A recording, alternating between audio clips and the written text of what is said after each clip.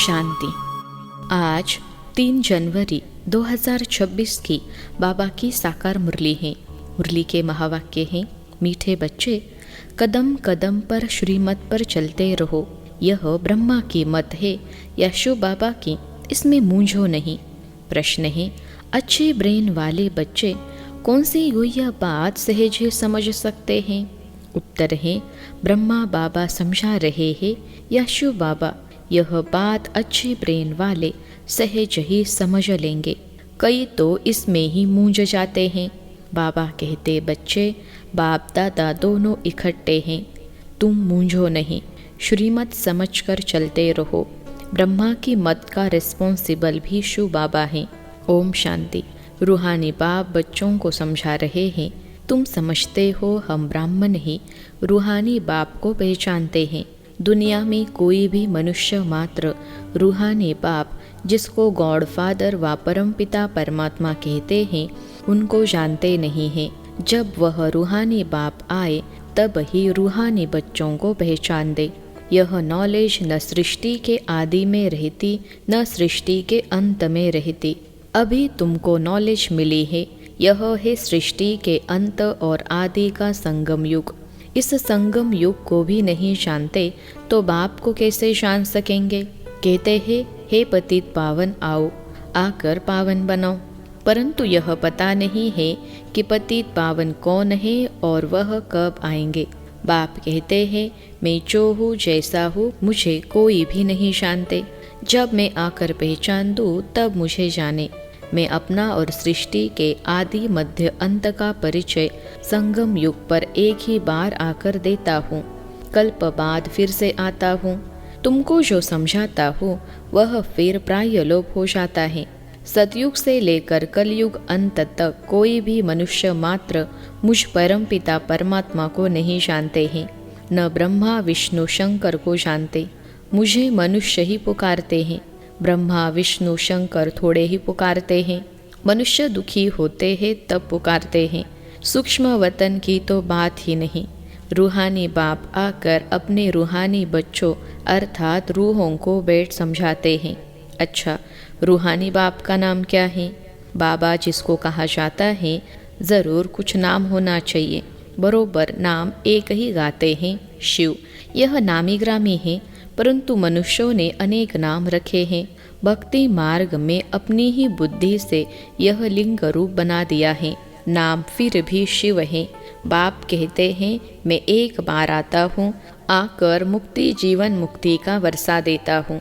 मनुष्य भल नाम लेते हैं मुक्ति धाम निर्वाण धाम, परंतु जानते कुछ नहीं है। न बाप को जानते हैं न देवताओं को। यह किसको भी पता नहीं है। बाप भारत में आकर कैसे राजधानी स्थापन करते हैं, शास्त्रों में भी ऐसी कोई बात नहीं है। परमपिता परमात्मा कैसे आकर आदि सनातन देवी देवता धर्म की स्थापना करते हैं, ऐसे नहीं। सतयुग में देवताओं को ज्ञान था जो गुम हो गया। नहीं, अगर देवताओं में भी यह ज्ञान होता तो चलता आता। इस्लामी बौद्धि आदि जो हैं उनका ज्ञान चलता आता है।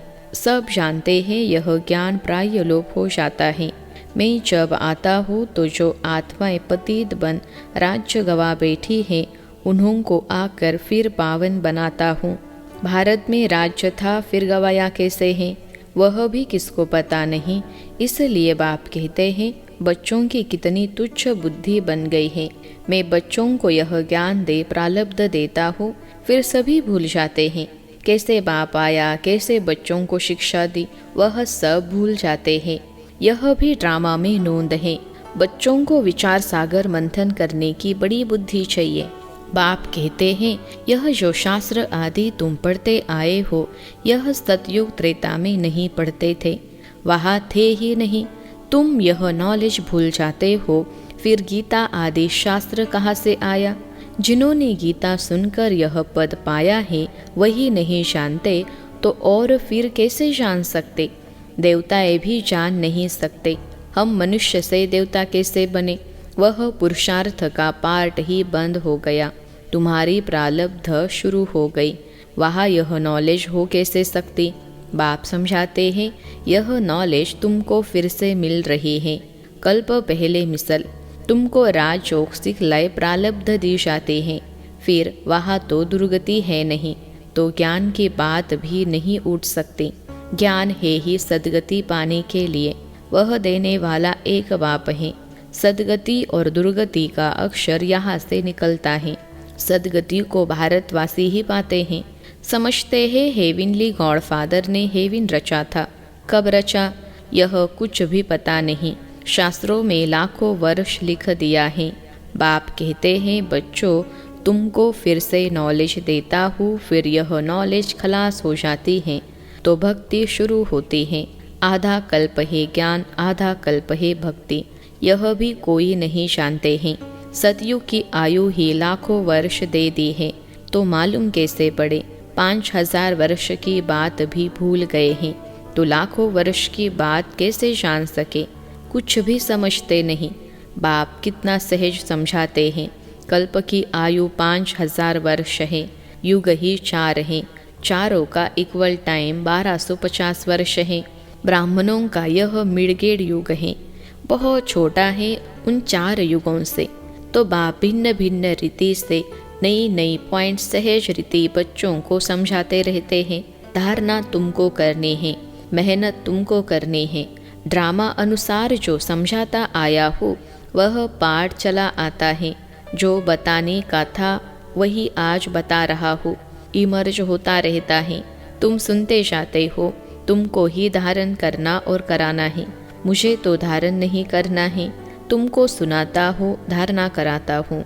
हमारी आत्मा में पार्ट है पतितों को पावन बनाने का। जो कल्प पहले समझाया था वही निकलता रहता है। मैं पहले से जानता नहीं था कि क्या सुनाऊंगा। भल इनकी सोल विचार सागर मंथन करती हो। यह विचार सागर मंथन कर सुनाते हैं या बाबा सुनाते हैं, यह बड़ी हुई बातें हैं। इसमें ब्रेन बड़ी अच्छी चाहिए। जो सर्विस में तत्पर होंगे उनका ही विचार सागर मंथन चलता होगा। वास्तव में कन्याएं बंधन मुक्त होती हैं। वह इस रूहानी पढ़ाई में लग जाए, बंधन तो कोई है नहीं।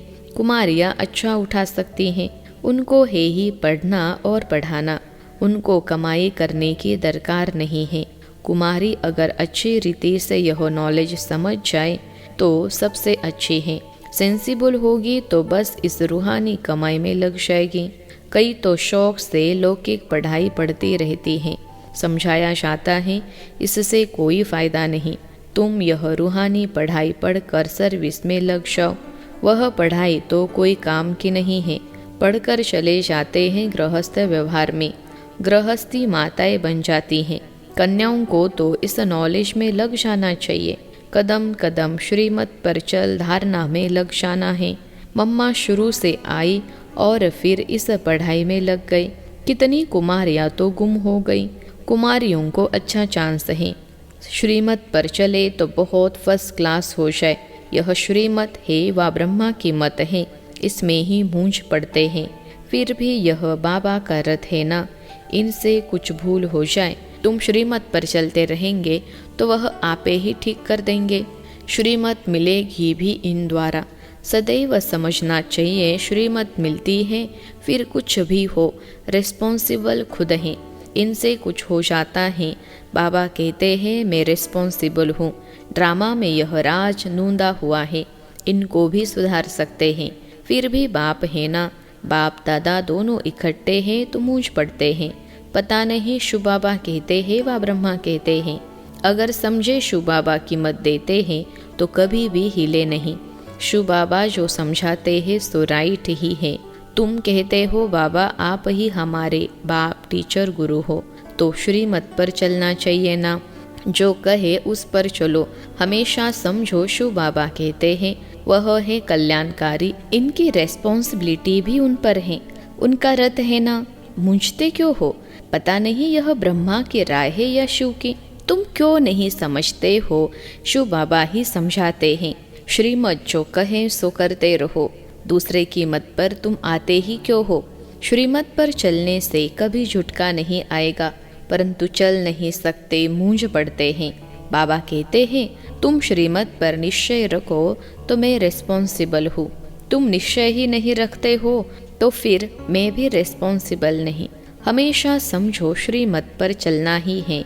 वह जो कहे, चाहे प्यार करो चाहे मारो, यह उनके लिए गायन है। इसमें लात आदि मारने की तो बात नहीं है, परंतु किसको निश्चय बैठना ही बड़ा मुश्किल है। निश्चय पूरा बैठ जाए तो कर्मातीत अवस्था हो जाए, लेकिन वह अवस्था आने में भी टाइम चाहिए। वह होगी अंत में। इसमें निश्चय बड़ा अड़ोल चाहिए।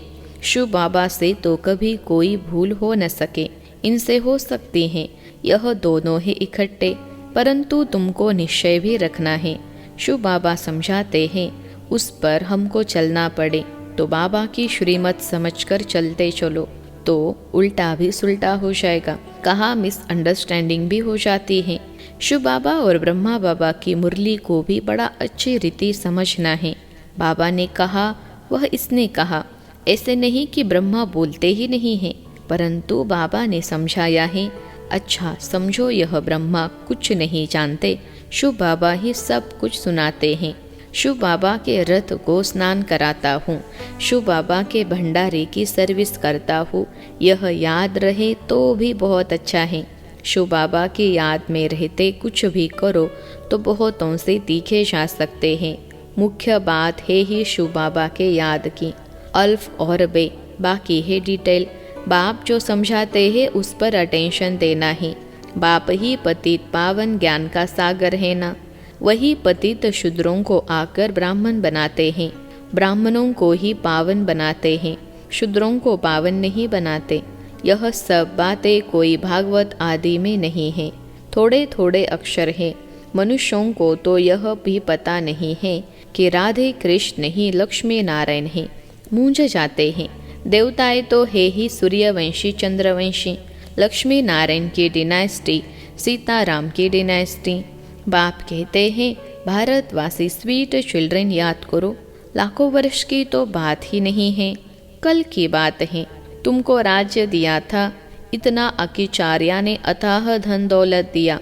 बाप ने सारे विश्व का तुमको मालिक बनाया और कोई खंड थे नहीं। फिर तुमको क्या हुआ? विद्वान, आचार्य, पंडित कोई भी इन बातों को नहीं जानते। बाप ही कहते हैं, अरे भारतवासियों, तुमको राज्य भाग्य दिया था ना। तुम भी कहेंगे शिव बाबा कहते हैं, इतना तुमको धन दिया, फिर तुमने कहाँ गवा दिया। बाप का वर्षा कितना ज़बरदस्त है। बाप ही पूछते हैं ना। वह बाप चला जाता है तो मित्र संबंधी पूछते हैं, बाप ने तुमको इतने पैसे दिए, सब कहाँ गवाए। यह तो बेहद का बाप है। बाप ने कौड़ी से हीरे जैसा बनाया, इतना राज्य दिया, फिर पैसा कहाँ गया। तुम क्या जवाब देंगे? किसको भी समझ में नहीं आता है। तुम समझते हो, बाबा पूछते, ठीक है, इतने कंगाल कैसे बने हो?